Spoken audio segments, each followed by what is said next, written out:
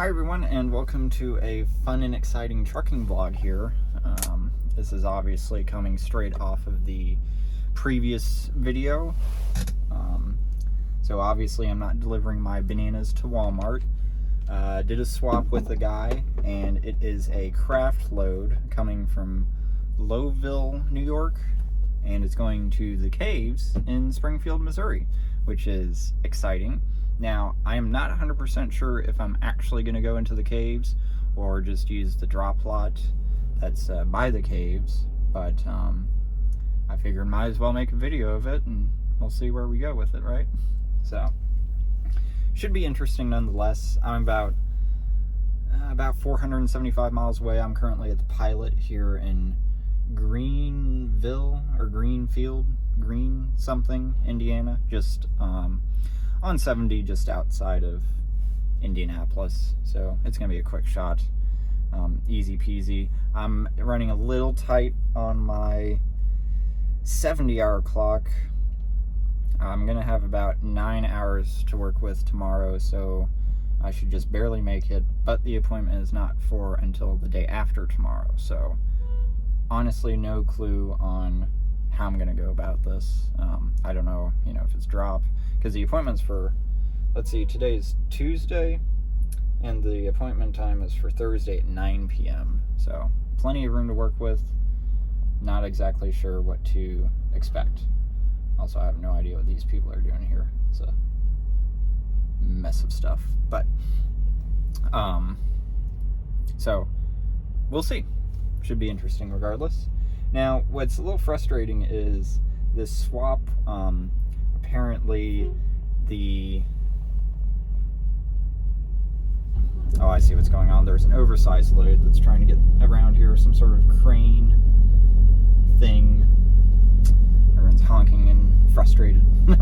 But so what's frustrating is, this Pilot is just recently opened, and that's great. It's a little bit bigger than when it originally was here, so I guess that's something. I am curious to see if I can get a shower and see how it looks inside. So whatever, time will tell. But the frustrating thing is, I don't know why they gave us, why they forced us to come here. I don't know why we couldn't just decide, because I would have honestly just gone to the Equipment Solutions yard, because it's literally just like 5 miles down the road, etc., etc. Now, I got here, I got a free spot, but obviously by the time the other driver got here, he had to park in a reserve spot, and of course, because I was swapping into this trailer, I'm the one who got stuck with the effing parking bill. Isn't that nice? Also, here's this crane. As you can see, it is very long, and apparently he has to back out because the fuel islands are over there. I'm not sure why he couldn't just pull out. I thought there was a straight shot from the fuel island to the road, but maybe I'm wrong. Oh, it looks like he might be parking it for the night. Huh, he got a straight, he's pulling in forward, but it's straight into the driveway, so he doesn't have to do any turning. Lucky him, because that dude just left. I don't know if they timed it or what, but anyways, so yeah, it's a little frustrating to have to pay for parking, but it is what it is. I went ahead and did the swap during my break, so we are currently sitting at, I have to be up in 7 hours, aka roughly 1:30 in the morning, so I am absolutely thrilled on the fact that I'm not going to get any sleep, so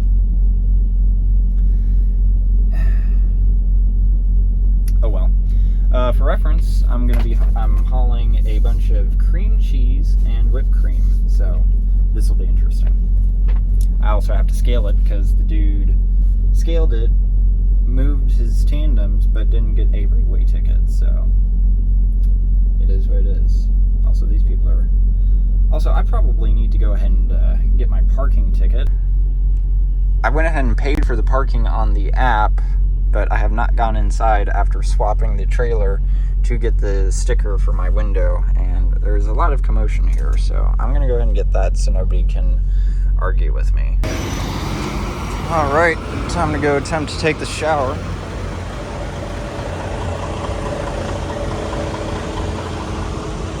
Now, clearly it is already nighttime. I should be asleep, but that is out of the point.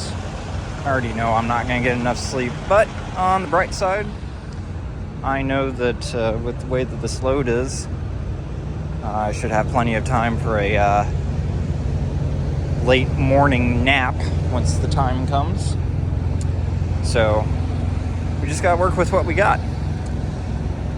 I am curious to see how these showers are, since this is literally brand new. I expect great things, but I know for a fact I'm going to be disappointed. Thank you. Yes. It's one of these dual, technically triple. These are the absolute best. I've only been to one other, and that was Rochelle, Illinois, I believe. 39 and 88, I think. Absolutely amazing. You can just sit on the bench, curled up in the corner, while the water flows on you. Yes. Finished my pre-trip. I'm so glad that as I did my pre-trip, I remember looking at my tandems and going, I need to scale this. Now, allegedly we should be fine, but zero trust. We already know how that goes, but yeah. So scale, then we're gonna go drive to the first and only fuel stop of this trip, which is gonna be another Roadies, which is kind of interesting.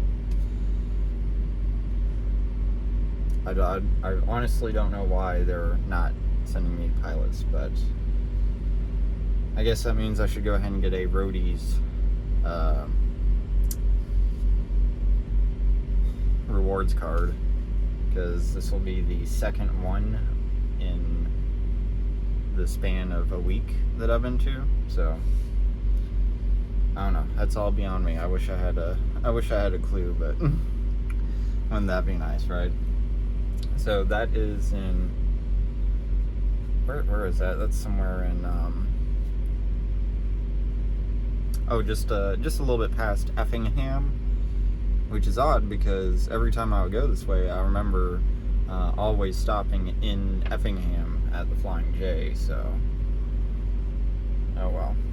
If I will remember, which I know for a fact I will not, I will attempt to see what the fuel price at the Pilot in Effingham is and compare it to the Roadies. But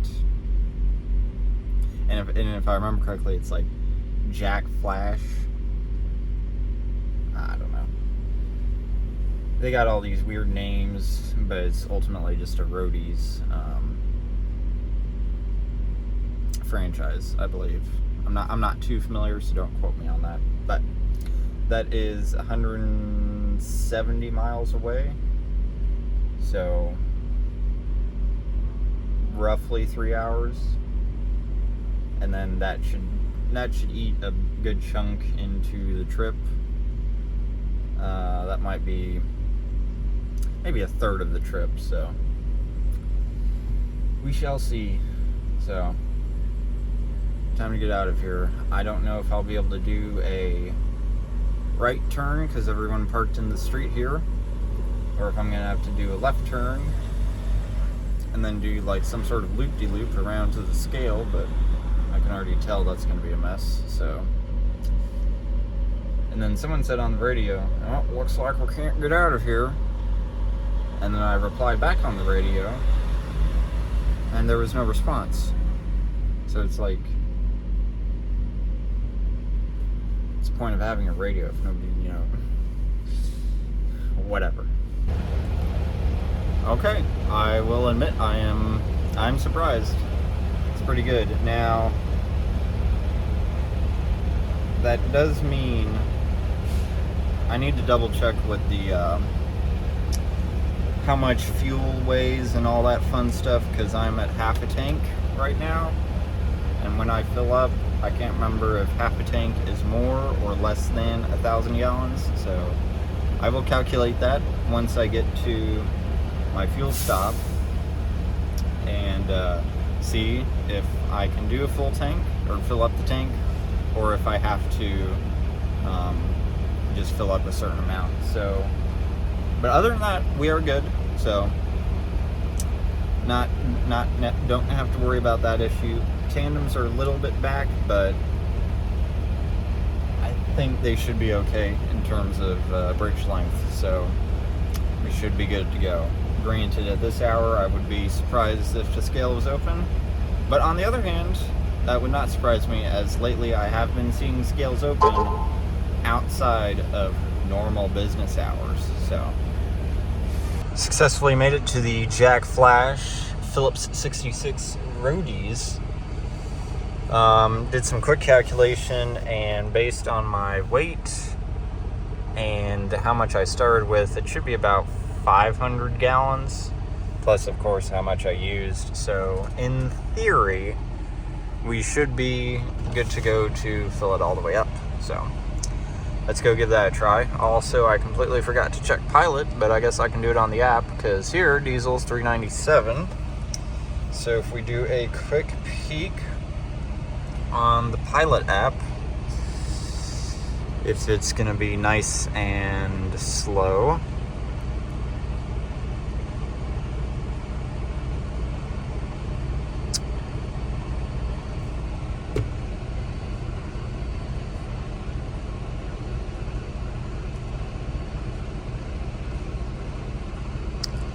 Quick peek on the Pilot app. Typically we go to the Flying J. $4.55 for diesel. Here it's $3.97. So yeah, I can understand the company is trying to save a little bit of money. I mean, it's like 58 cents right there. So let's see, $4.55. Okay, that doesn't even have a price. Nice. So yeah, I can get why they're trying. Well, they could have sent.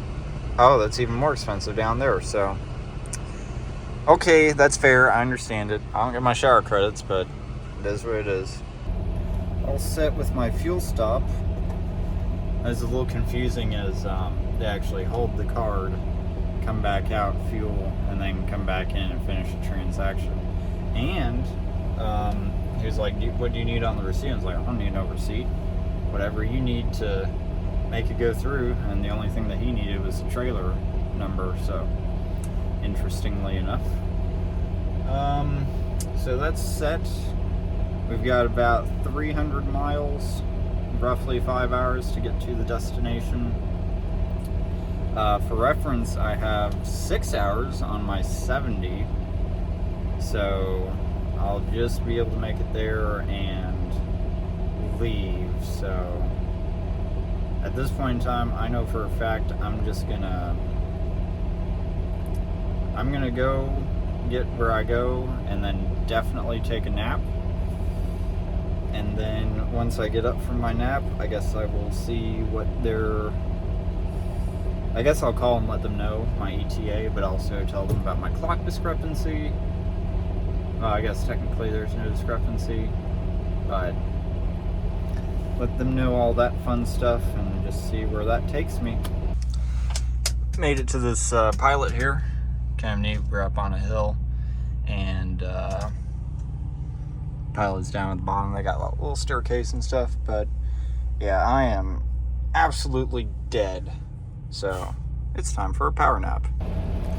Successfully took a 2-ish hour nap.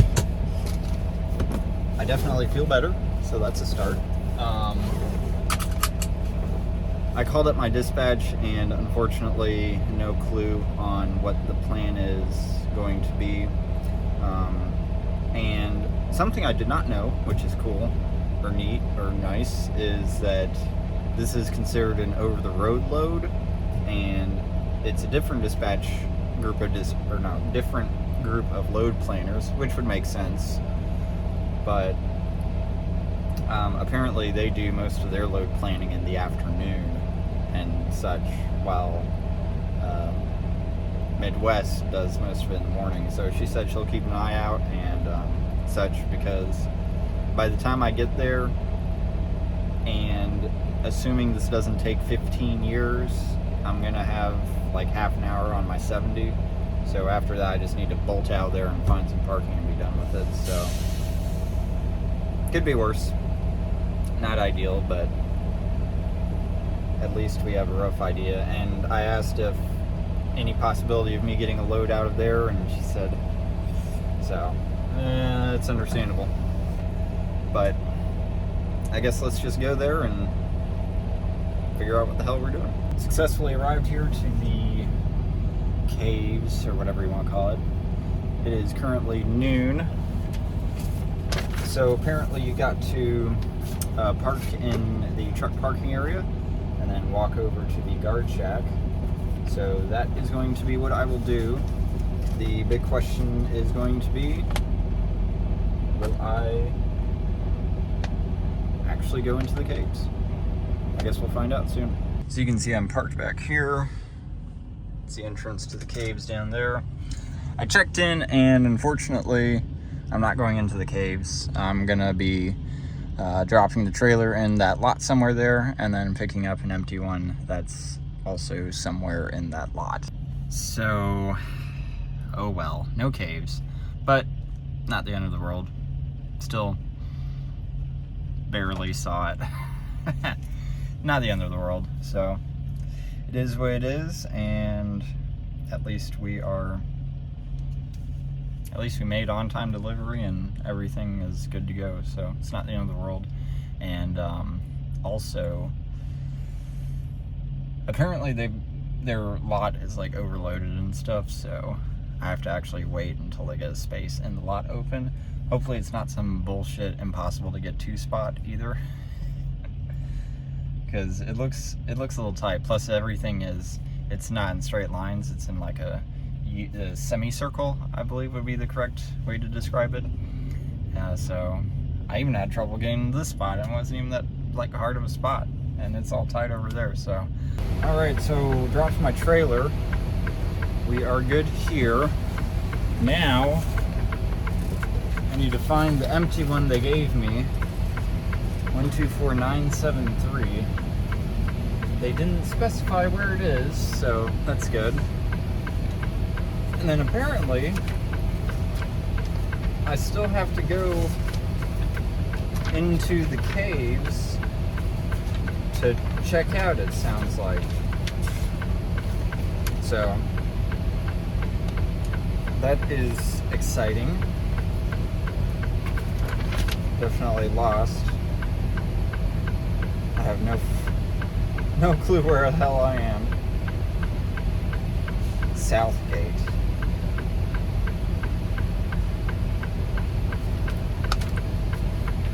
Alright, I guess let me find this empty trailer first and then figure out the mess later. Trailer hooked up, time to get lost. And also watch as my 70-hour clock dwindles down to nothing.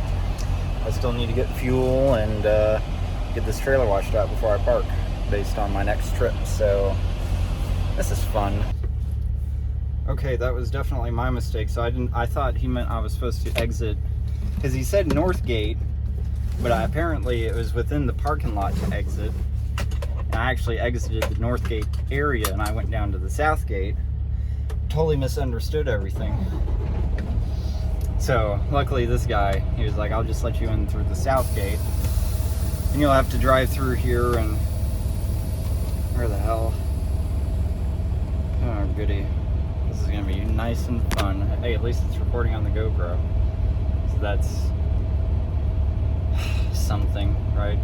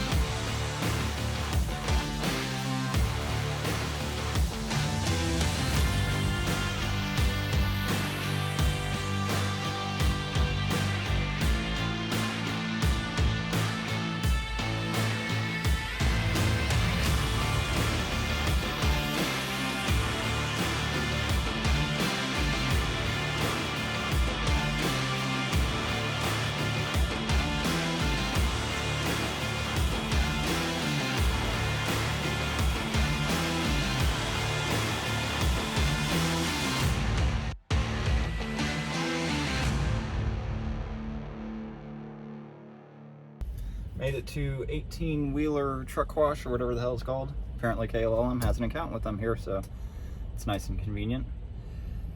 And as you saw by the GoPro footage, that was rather interesting. Definitely neat. Would definitely like to go back there. Hopefully, if I do go back, it's a drop and hook, because obviously there's no service down there. So sitting and waiting for a trailer to be unloaded would be rather sucky. I'm not sure how I'm going to end up editing all that GoPro footage, but obviously you see how yeah, whatever. But with that being said, I'm going to go ahead and park at this 1.9. I did not check if they have showers, but hopefully they do. Then take my break and then be on to the next one. So hopefully this was somewhat exciting, interesting, definitely unique and different, I will say that. So thanks for watching, and I will see you guys on the next one.